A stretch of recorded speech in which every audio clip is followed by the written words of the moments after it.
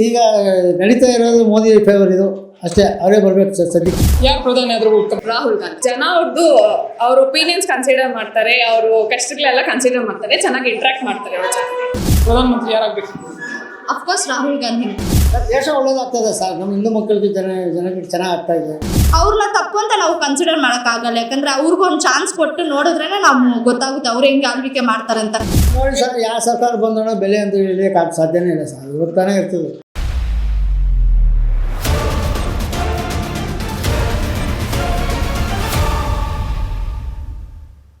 ನಮಸ್ಕಾರ ವೀಕ್ಷಕರೇ, ಕರ್ನಾಟಕ ಟಿವಿಗೆ ಸ್ವಾಗತ. ನಾನು ಜೋಯಲ್ ಐಗೋಟ್. ಲೋಕಸಭಾ ಚುನಾವಣೆಗೆ ಕೆಲ ತಿಂಗಳಷ್ಟೇ ಬಾಕಿ ಇದೆ. ಈ ಹಂತದಲ್ಲಿ ಒಂದೆಡೆ ಬಲಿಷ್ಠ ಎನ್ಡಿಎ ಪಕ್ಷ, ಹಾಗೆ ಇನ್ನೊಂದೆಡೆ INDA ಪಕ್ಷ ಭರ್ಜರಿ ಪೈಪೋಟಿಯನ್ನು ನಡೆಸಿವೆ. ಈ ಒಂದು ಲೋಕಸಭಾ ಚುನಾವಣೆಯಲ್ಲಿ ಯಾರು ಗೆಲುವನ್ನು ಪಡಿತಾರೆ ಅನ್ನೋದು ಮುಂದಿರುವ ಪ್ರಶ್ನೆ. ಸದ್ಯಕ್ಕೆ ನಾವು ಈ ಪ್ರಶ್ನೆಯನ್ನು ಇಟ್ಕೊಂಡು ಬಂದಿರೋದು ಬೆಂಗಳೂರು ಕೇಂದ್ರ, ಅಂದರೆ ಬೆಂಗಳೂರು ಸೆಂಟ್ರಲ್ ಲೋಕಸಭಾ ಕ್ಷೇತ್ರಕ್ಕೆ. ಇಲ್ಲಿಗೆ ಸದ್ಯಕ್ಕೆ PC ಮೋಹನ್ ಅವರು MP ಆಗಿದ್ದಾರೆ. ಸತತ 3 ಬಾರಿ, ಅಂದರೆ ಈ ಲೋಕಸಭಾ ಕಾನ್ಸ್ಟಿಟ್ಯೂನ್ಸಿ ಯಾವಾಗ ಒಂದು ರೆಡಿ ಆಯಿತು ಅವಾಗಿಂದನೂ ಕೂಡ PC ಮೋಹನ್ ಅವರು ಇಲ್ಲಿ MP ಆಗಿರೋದು. ಸೊ ಈ ಬಾರಿ ಬದಲಾವಣೆ ಆಗಬೇಕಾ ಅಥವಾ ಏನು ಕತೆ ಅಂತ ನೇರವಾಗಿ ಮತದಾರರನ್ನು, ಅಂದರೆ ಜನರನ್ನೇ ಕೇಳೋಣ. ಸರ್ ನಮಸ್ತೆ. ನಿಮ್ಮ ಮುಂದಿನ ಪ್ರಧಾನಮಂತ್ರಿ ಆಯ್ಕೆ ಮೋದಿ ಅವರೇ ಸರ್. ಮೋದಿ ಅವರೇ ಯಾಕೆ ಸರ್? ಅವರೇ ಒಳ್ಳೆ ಚೆನ್ನಾಗಿ ಮಾಡ್ತಾ ಇದ್ದಾರೆ ದೇಶ. ದೇಶಕ್ಕೆ ಒಳ್ಳೇದು ಮಾಡ್ತಾ ಇದ್ದಾರೆ ಅಷ್ಟೇ ಸಾಕು. ಸೊ ಮತ್ತೊಮ್ಮೆ ಮೋದಿ ಅವರ ಅಷ್ಟೇ ಹೌದು ಸರ್. ಥರ್ಡ್ ಟೈಮ್ ಅವರೇ. ಸರ್, ಈಗ ರಾಹುಲ್ ಗಾಂಧಿ ಅವರು ಇದಾರಲ್ವಾ, ಅವ್ರ ಬಗ್ಗೆ ನಿಮ್ಮ ಅಭಿಪ್ರಾಯ? ಇಲ್ಲ ಸರ್, ಏನು ನೋ ಐಡಿಯಾ. ಅದೆಲ್ಲ ಐಡಿಯಾ. ಮಲ್ಲಿಕಾರ್ಜುನ್ ಖರ್ಗೆ ಅವ್ರ ಬಗ್ಗೆ? ಅವರು ಪರವಾಗಿಲ್ಲ ಸರ್, ಒಳ್ಳೆ ಲೀಡರ್ ಇದ್ದಾಗಿದ್ರು. ಮತ್ತೆ ನಮಗೆ ಮೋದಿ ಬೇಕು, ಸೆಂಟ್ರಲ್ ಅವರೇ ಬೇಕು ಅಷ್ಟೇ. ಕರ್ನಾಟಕದಿಂದ ಒಬ್ರು ಪ್ರಧಾನಮಂತ್ರಿ ಆಗ್ಬೇಕು ಇನ್ನೊಮ್ಮೆ ಅಂತ ಅನ್ಸಲ್ವಾ? ಆ ಥರ ಏನಿಲ್ಲ ಸರ್. ಈಗ ನಡೀತಾ ಇರೋದು ಮೋದಿ ಫೇವರ್ ಇದು ಅಷ್ಟೇ. ಅವರೇ ಬರ್ಬೇಕು ಸರ್ ಸದ್ಯಕ್ಕೆ. ಖಂಡಿತ ಹೌದು. ಆದ್ರೂ ಕೂಡ ದಕ್ಷಿಣ ಭಾರತದಿಂದ ಅಥವಾ ಕರ್ನಾಟಕದಿಂದ ಒಬ್ಬ ನಾಯಕ ಪ್ರಧಾನಿ ಆದ್ರೆ ಒಳ್ಳೆದ. ಈ ಸಲ ಇಲ್ಲ, ಈ ಸರಿ ಬೇಡ ಅಷ್ಟೇ. ನೆಕ್ಸ್ಟ್ ಈ ಸರಿ ಮತ್ತೆ ಮೋದಿ ಅವರೇ. ಅವರೇ ಬೇಕು. Okay, fine. ಈಗ ನರೇಂದ್ರ ಮೋದಿ ಅವರು ಪ್ರಧಾನಿ ಆಗಿದ್ದಾರೆ. ಅಂದ್ರೆ 2 ಅವಧಿ ಮುಗಿತಾ ಬಂತು ಅವ್ರದ್ದು, 3ನೇ ಅವಧಿಗೂ ಆಗ್ಲಿ ಅಂತ ಇದ್ದೀರಾ. ಸೊ ಯಾವ ಒಂದು ಪರ್ಟಿಕ್ಯುಲರ್ ಕಾರಣದಿಂದ, ಯಾವ ಉದ್ದೇಶದಿಂದ ಅವ್ರು ಬಂದು ಜಾಸ್ತಿ ಸ್ವಲ್ಪ ಕಷ್ಟ ಆಯ್ತು. ಎಕ್ಸಾಂಪಲ್ ಈ ಡಿಮಾನಿಟೈಸೇಷನ್, ಈ ನೋಟ್ ಚೇಂಜಿಂಗ್, ಅದೆಲ್ಲ ಸ್ವಲ್ಪ ಕಷ್ಟ. ಜನರಿಗೆ ಇರೋರು ಪರವಾಗಿಲ್ಲ, ಇಲ್ಲದೆ ಇರೋರು ತುಂಬಾ ಏನೋ ಕಷ್ಟದಲ್ಲಿ ಹೋಗ್ಬಿಟ್ಟಿದ್ದಾರೆ. ದೇಶ ಒಳ್ಳೇದಾಗ್ತದೆ ಸರ್. ನಮ್ಮ ಹಿಂದೂ ಮಕ್ಕಳಿಗೆ ಜನಗಳಿಗೆ ಚೆನ್ನಾಗಿ ಆಗ್ತಾ ಇದೆ. ಈ ರಾಮ ಮಂದಿರ ಆಯಿತು, ಬೇರೆ ಬೇರೆ ದೇವಸ್ಥಾನ ಆಗ್ತಿದೆ, ಎಲ್ಲ ವರ್ಲ್ಡ್ ಪೂರ ಅವ್ರ ಹೆಸರೇ ಹೋಗ್ತಾ ಇದೆ. ಅದು ನಮ್ಗೆ ಅದೇ ವಸ್ತು. ವಿದೇಶ ಕೂಡ ಚೆನ್ನಾಗಿದೆಲ್ಲ ರಿಲೇಶನ್ಶಿಪ್. ಸರಿ. ಈಗ ರಾಮ ಮಂದಿರ ಉದ್ಘಾಟನೆ ಏನಾಯ್ತು, ಇದು ಕೂಡ ಒಂದು ರಾಜಕೀಯ ತಂತ್ರ, ಅಂದ್ರೆ ಮತಗಳನ್ನು ಸೆಳೆಯುವ ತಂತ್ರ ಅಂತಾರೆ. ಆತ ರಾಜಕೀಯ ತಂತ್ರ ಏನಿದೆ, 500 ವರ್ಷದ ಹೋರಾಟ ಇದು. ಈ ಸಲ ಆಗಿದೆ ಅಷ್ಟೇ, ಅವ್ರ ಕೈಯಿಂದ ಆಗಿದೆ ಅಷ್ಟೇ. ಅದು ಒಂದು ದೇವ್ರ ಬಲ. ಹೌದು. ಹಾಗೆ 500 ವರ್ಷಗಳ ಹೋರಾಟ ಅಂತೀರಲ್ವಾ, ಕ್ರೆಡಿಟ್ ಡೈರೆಕ್ಟ್ ಆಗಿ ಬಿಜೆಪಿಗೆ ಹೋಗ್ತಾ ಇದೆಯಲ್ಲ, ಏನ್ ಹೇಳ್ತೀರಾ? ಸರ್, ಆ ಕಾಲದಿಂದ ಇವರೆಗೂ ಯಾವತ್ತು ಯಾರು ಹೋರಾಟ ಮಾಡಿದಾರೆ ಅವ್ರಿಗೆಲ್ಲ ಎಲ್ಲರಿಗೂ ಒಬ್ಬರ ಹೆಸರಿಗೆ ಬರೋದಿಲ್ಲ ಇದು. ಓಕೆ. ಆದ್ರೂ ಕೂಡ ಇದು ಬಿಜೆಪಿಗೆ ಮತದಾನವಾಗಿ ಪ್ಲಸ್ ಆಗೋದು, ಅಂದ್ರೆ ಮತದಾನಕ್ಕೆ ಪ್ಲಸ್ ಆಗುತ್ತೆ ಅಂತ ಏನ್ ಹೇಳ್ತೀರಾ? ಪ್ಲಸ್ ಆಗ್ಬಹುದು. ಸರಿ ಸರ್, ಈಗ ಕೇಂದ್ರ ಸರ್ಕಾರದಿಂದ ಬೆಲೆ ಏರಿಕೆ ಎಲ್ಲ ಇದೆ, ಹೆಚ್ಚಾಗ್ತಾ ಇದೆ ಅಲ್ಲ, ಬೆಲೆ ಏರಿಕೆ ಆಗ್ತಾ ಇದೆ. ನೋಡಿ ಸರ್, ಯಾವ ಸರ್ಕಾರ ಬಂದೋಣ ಬೆಲೆ ಅಂತ ಹೇಳಲಿಕ್ಕೆ ಸಾಧ್ಯನೇ ಇಲ್ಲ ಸರ್. ಇವತ್ತಾನೆ ಇರ್ತದೆ. ಪೆಟ್ರೋಲ್ ಆಗಲಿ ಯಾವುದೇ ಆಗಲಿ, ಯಾವ ಸರ್ಕಾರ ಬಂದಾಗ ಏರಿಸ್ತಾ ಇರ್ತಾರೆ. ಇವರು ಬಂದ್ರೆ ಕಮ್ಮಿ ಮಾಡ್ತಾರೆ, ಅವ್ರು ಕಮ್ಮಿ ಮಾಡ್ತಾರೆ, ಅದೆಲ್ಲ ಸುಳ್ಳು ಮಾತು. ಸರಿ ಸರ್, ಈಗ ಪೆಟ್ರೋಲ್ ಮತ್ತೆ ಡೀಸೆಲ್ ಬೆಲೆಗಳು, ಹಾಗೇನೆ ಅನಿಲ ಇಂಧನದ ಬೆಲೆಗಳು, ಅದು ಕೂಡ ಮೊದಲು ಹೆಚ್ಚಾದಾಗ ಇದೇ ಅಂದ್ರೆ ಏನ್ ಬಿಜೆಪಿ ಅಥವಾ NDA ಏನಿದ್ದಾರೆ ಅವರೇ ಪ್ರತಿಭಟನೆಯನ್ನ ಮಾಡಿದ್ರು. ಅವರೇ ಇವಾಗ ಬೆಲೆ ಏರಿಕೆ ಮಾಡಿಕೊಂಡು ಅಂದ್ರೆ ರಾಜಕೀಯವನ್ನ, ಅಂದ್ರೆ ಸರ್ಕಾರವನ್ನ ನಡೆಸ್ತಾ ಇದ್ದಾರೆ, ದೇಶವನ್ನ ನಡೆಸ್ತಾ ಇದ್ದಾರೆ ಅಂತ ಹೇಳ್ತಾರೆ. ಬೆಲೆ ಏರಿಕೆ ಇದ್ದೇ ಇರುತ್ತೆ ಸರ್. ಈವನ್ ಕಾಂಗ್ರೆಸ್ ಬಂದ್ರೂ ಇರುತ್ತೆ, ಬಿಜೆಪಿ ಬಂದ್ರೂ ಇರುತ್ತೆ, ದಳ ಬಂದ್ರೂ ಇರುತ್ತೆ. ಈ ಆಪೋಸಿಷನ್ ಇದ್ದಾಗ ಒಂದು ಮಾತಾಡ್ತಾರೆ. ಆದ್ರೆ ನಡಿಬೇಕಲ್ಲ, ಸರ್ಕಾರ ನಡಿಬೇಕಲ್ಲ, ಹಣ ಬೇಕಲ್ಲ, ಏನ್ ಮಾಡೋದು? ಎಲ್ಲ ರೀತಿಯಲ್ಲಿ ಖರ್ಚು ಮಾಡ್ಬೇಕಂದ್ರೆ ಹಣ ಬಂದ ಖರ್ಚು ಮಾಡೋದು ಎಲ್ಲ ಆಗುತ್ತೆ ಸರ್. ಬೆಲೆ ಏರಿಕೆ ಇದ್ದೇ ಇರುತ್ತೆ ಸರ್ ದೇಶದಲ್ಲಿ, ಅದೇನು ಕಮ್ಮಿ ಆಗಲ್ಲ. ಯಾರು ಬಂದ್ರು ಅಷ್ಟೇ, ನಾವು ರಾಹುಲ್ ಬಂದ್ರು ಅಷ್ಟೇ, ಇನ್ನು ಬೇರೆ ಯಾರು ಬಂದ್ರು ಅಷ್ಟೇ. ಸರಿ, ಈಗ ನರೇಂದ್ರ ಮೋದಿ ಅವರು ಪ್ರೆಸ್ ಕಾನ್ಫರೆನ್ಸ್ ಅಂದ್ರೆ ಪತ್ರಿಕಾಗೋಷ್ಠಿಗಳನ್ನು ಅಟೆಂಡ್ ಮಾಡಲ್ಲ ಅನ್ನೋ ಒಂದು ಮಾತಿದೆ. ಇಲ್ಲ, ಅದೇ ತಿಂಗಳಿಗೊಂದ್ಸಲ ಮಾತಾಡ್ತಾರಲ್ಲ, ಲಾಸ್ಟ್ ಸ್ಯಾಟರ್ಡೇ ಮಾತಾಡ್ತಾರಲ್ಲ. ಆಲ್ ಇಂಡಿಯಾ ರೇಡಿಯೋದೆಲ್ಲ ಫುಲ್ ಬರ್ತದೆ ಮಾತಾಡ್ತಾರೆ. ಮನ್ ಕಿ ಬಾತ್ ಓಕೆ, ಬಟ್ ಪತ್ರಿಕಾಗೋಷ್ಠಿ ಅಂದ್ರೆ ಅದು ಅವರು ಕೇಳ್ಬೇಕು ಸರ್, ಅದು ನಮ್ಗೆ ಸಂಬಂಧ ಇಲ್ಲ. ಅಂದ್ರೆ ಅದ್ರ ಬಗ್ಗೆ ಮಾತಾಡಬಹುದು, ಮತ್ತೆ ಏನೋ ಅವ್ರಿಗೆ ಇಷ್ಟ ಇಲ್ಲ ಏನೋ ಗೊತ್ತಿಲ್ಲ, ಅದ್ರ ಬಗ್ಗೆ ನಮ್ಗೆ ಐಡಿಯಾ ಇಲ್ಲ ಸರ್. ಓಕೆ, ಸರಿ ಆಗಿದ್ರೆ ಈಗ ಒಟ್ಟಾರೆಯಾಗಿ ನರೇಂದ್ರ ಮೋದಿ ಅವರು ಮತ್ತೆ ಪ್ರಧಾನಿ ಆಗ್ಲಿ ಅಂದ್ರಿ. ಇನ್ನೇನು ಕೆಲ ತಿಂಗಳಲ್ಲಿ ಚುನಾವಣೆ ಇದೆ. ಆ ನಿಟ್ಟಿನಲ್ಲಿ ಇಲ್ಲಿ ನಿಮ್ಮ ಬೆಂಗಳೂರು ಕೇಂದ್ರ ಸೆಂಟ್ರಲ್ ಅಂತ ತಗೊಳ್ಳೋದಾದ್ರೆ PC ಮೋಹನ್ ಅವರು ಇದ್ದಾರೆ. ಅವರೇ ಮುಂದುವರಿಬೇಕಾ ಅಥವಾ ಬದಲಾವಣೆ ನಮ್ದು ವ್ಯಕ್ತಿಗತ ಇಲ್ಲ ಸರ್, ಪಾರ್ಟಿ ಪಾರ್ಟಿ ಯಾರೇನ್ ನಿಂತ್ರು ಅವ್ರಿಗೆ ಹಾಕೋದು. ಸರ್? ಆದ್ರೂ ಕೂಡ ನಿಮ್ಮ ಕ್ಷೇತ್ರವನ್ನ ಡೆವಲಪ್ಮೆಂಟ್ ಮಾಡೋ ನಿಟ್ಟಿನಲ್ಲಿ ಓಕೆನಾ, ಆ ನಿಟ್ಟಿನಲ್ಲಿ ನಿಮ್ಗೆ ಒಳ್ಳೆಯ ಅಭ್ಯರ್ಥಿ ಬೇಕು ಇಲ್ಲಿಗೆ ಅಂತ ಅನ್ಸಲ್ವಾ? ಇಲ್ಲ, ಆ ಥರ ಒಳ್ಳೆ ಅಭಿಪ್ರಾಯ ನಮಗೆ ಕೇಂದ್ರದಿಂದ ಏನು ಮಾಡಬೇಕು ಅದು ಮಾಡ್ತಾರೆ ಅಷ್ಟೇ. ಇದು ವ್ಯಕ್ತಿಗತ ಇಲ್ಲ ಸರ್ ಇಲ್ಲಿ. ಈಗ ನಿಮ್ಗೆ ಇಲ್ಲಿ ಸಂಸದರಾಗಿ MP ಆಗಿ PC ಮೋಹನ್ ಅವರು ಇದ್ದಾರೆ, ಗೊತ್ತಲ್ವಾ? ಗೊತ್ತು ಓಕೆ, ಅವರು ಬೇಕಾ ಅಥವಾ ಮೊಹಮ್ಮದ್ ಇವರು ರಿಜ್ವಾನ್ ಅರ್ಷದ್? ಓಕೆ ಸರ್, ಯಾರಿದ್ರು ಓಕೆ ಸರ್. ನಮ್ಗೆ ಯಾರಿದ್ರು ಓಕೆ. ಸೆಂಟ್ರಲ್ ನಲ್ಲಿ ನಮ್ಮ ಪಕ್ಷ ಇರ್ಬೇಕು ಅಷ್ಟೇ. ನರೇಂದ್ರ ಮೋದಿ ಅವರು ಅಷ್ಟೇ. Okay fine.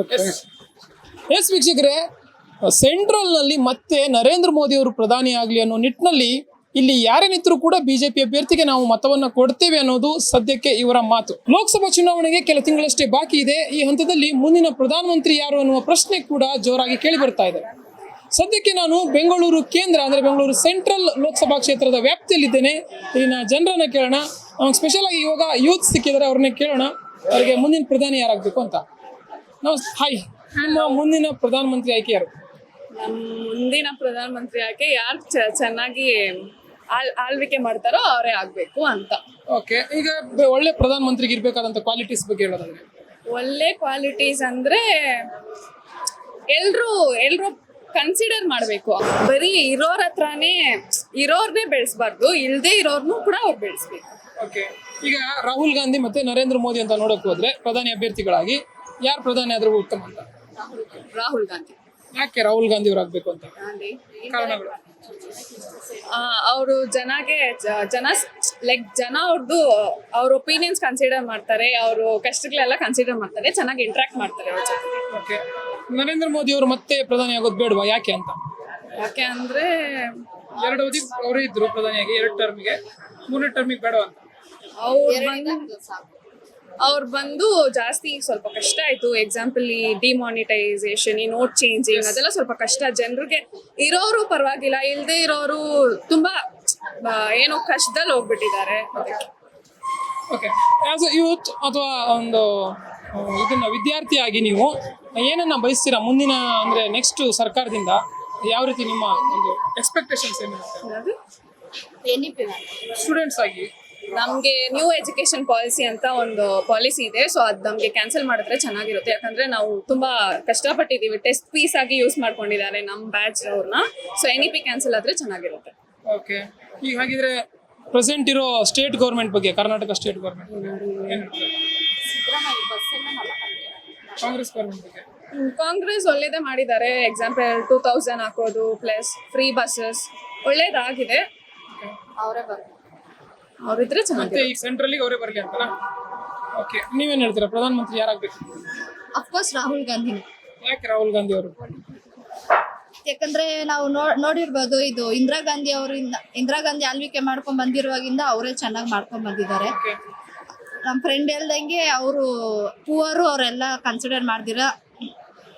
ನಿಮ್ಗೆ ಗೊತ್ತು, ನೋಟ್ ಎಲ್ಲ ಬಂದು ಚೇಂಜ್ ಆಗಿ ಎಷ್ಟು ಕಷ್ಟ, ಕರೆನ್ಸಿಗೆಲ್ಲ ತುಂಬಾ ಕಷ್ಟ ಆಗಿದೆ. ಸೊ ಅದಕ್ಕೆ ಅವರು ಇಷ್ಟು ವರ್ಷ ಆಳ್ವಿಕೆ ಮಾಡಿದ್ ಸಾಕು ಅನ್ಸುತ್ತೆ ನಮ್ಗೆ. ಅವ್ರಿಗೂ ಕಾಂಗ್ರೆಸ್ ಅವ್ರಿಗೂ ಇನ್ನೊಂದು ಚಾನ್ಸ್ ಕೊಟ್ರೆ ನಮಗೂ ಗೊತ್ತಾಗುತ್ತೆ ತಾನೆ ಅವ್ರು ಹೆಂಗೆ ಆಳ್ವಿಕೆ ಮಾಡ್ತಾರಂತ. ಸೊ ಅದಕ್ಕೆ ನರೇಂದ್ರ ಮೋದಿ ಅವ್ರ ಬಗ್ಗೆ ಅಂದ್ರೆ ಪ್ರಧಾನಿಯಾಗಿ ಈಗಿದ್ದಾರೆ, ಮತ್ತೆ ಮುಂದಿನ ಅವಧಿಗೆ ಪ್ರಧಾನಿ ಅಭ್ಯರ್ಥಿಯಾಗಿ ಅವ್ರ ಬಗ್ಗೆ ನಿಮ್ಮ ಅಭಿಪ್ರಾಯ? ಅವರು ಯಾಕೆ ಬೇಡ ಅಂತ ಪ್ರಧಾನಿಯಾಗಿ? ಬೇಡ ಅಂದ್ರೆ ಇದೊಂದೇ ರೀಸನ್, ಇದು ಕಾಸೆಲ್ಲ ಚೇಂಜ್ ಮಾಡಿದಾರಲ್ಲ ಅದೊಂದು, ಮತ್ತೆ ಅದೊಂದು ಓಕೆ, ಬೇರೆ ಅಷ್ಟೇ. ಸಾಕು ಅಂತನಾ 2 ಅವಧಿ ಅವರಿಗೆ? ಸಾಕು. ಅವ್ರು ಬೇರೆಯವ್ರಿಗೂ ಚಾನ್ಸ್ ಕೊಡ್ಬೇಕಲ್ಲ, ಅವರೇ ಇದ್ರೆ ಸ್ವಲ್ಪ ಕಷ್ಟ ಆಗುತ್ತೆ. ಕಾಂಗ್ರೆಸ್ ಅವ್ರಿಗೂ ಸ್ವಲ್ಪ ಚಾನ್ಸ್ ಕೊಟ್ರೆ ಈಸಿ ಆಗಿರುತ್ತೆ. ಈಗ ರಾಹುಲ್ ಗಾಂಧಿ ಅವರಿಗೆ ರಾಜಕೀಯ ಅನುಭವ ಕಡಿಮೆ ಅಂತ ಹೇಳ್ತಾರೆ, ಅವ್ರ ಮಾತುಗಳು ಸರಿ ಇರಲ್ಲ ಅಂತ ಹೇಳ್ತಾರೆ, ನೀವೇನ್ ಹೇಳ್ತೀರಾ? ಕಡಿಮೆ ಅಂತ ಹೇಳಕ್ ಆಗಲ್ಲ, ಯಾಕಂದ್ರೆ ಅವ್ರ ಜನರೇಷನ್ ಇಂದಾನೆ ಅವರು ಇದು ಇಂದಿರಾ ಗಾಂಧಿ ಕಾಲದಿಂದಾನೆ ಅವ್ರ ಫುಲ್ ಫ್ಯಾಮಿಲಿನೇ ರಾಜಕೀಯದಲ್ಲಿದ್ದಾರೆ. ಸೊ ಅವ್ರನ್ನ ತಪ್ಪು ಅಂತ ನಾವು ಕನ್ಸಿಡರ್ ಮಾಡಕ್ ಆಗಲ್ಲ, ಯಾಕಂದ್ರೆ ಅವ್ರಿಗೂ ಒಂದು ಚಾನ್ಸ್ ಕೊಟ್ಟು ನೋಡಿದ್ರೇನೆ ನಾವು ಗೊತ್ತಾಗುತ್ತೆ ಅವ್ರು ಹೆಂಗೆ ಆಳ್ವಿಕೆ ಮಾಡ್ತಾರಂತ. ಸುಮ್ನೆ ನಾವು ಏನು ಗೊತ್ತಿಲ್ದಿರ ಅವ್ರ ಇದು ಅನ್ಬಾರ್ದು. ಈಗ ಪ್ರೆಸೆಂಟ್ ಇರೋ ಗೌರ್ಮೆಂಟ್ ಇಂದ ಅಯೋಧ್ಯೆಯಲ್ಲಿ ರಾಮ ಮಂದಿರ ನಿರ್ಮಾಣ ಆಯ್ತು, ಅದ್ರ ಬಗ್ಗೆ ಏನು ಹೇಳ್ತೀರಾ? ಅದು ಅವ್ರವ್ರು ಇದಕ್ ಬಿಟ್ಟಿದ್ ಸರ್. ಅವ್ರು ಕನ್ಸ್ಟ್ರಕ್ಟ್ ಮಾಡಿದಾರೆ, ಅವ್ರಿಗಿಷ್ಟ ಏನೋ ಕನ್ಸ್ಟ್ರಕ್ಟ್ ಮಾಡಿದಾರೆ, ಅದ್ರ ಬಗ್ಗೆ ಏನು ಒಪಿನಿಯನ್? ಈಗ ಉದ್ಘಾಟನೆ ಮಾಡಿರೋದು ಬಿಜೆಪಿಗೆ ಅಂದ್ರೆ ವೋಟಿಂಗಿಗೋಸ್ಕರ ಮಾಡಿದ್ದಾರೆ ಅಂತ ಹೇಳ್ತಾರೆ, ಏನ್ ಹೇಳ್ತೀರಾ ನೀವು?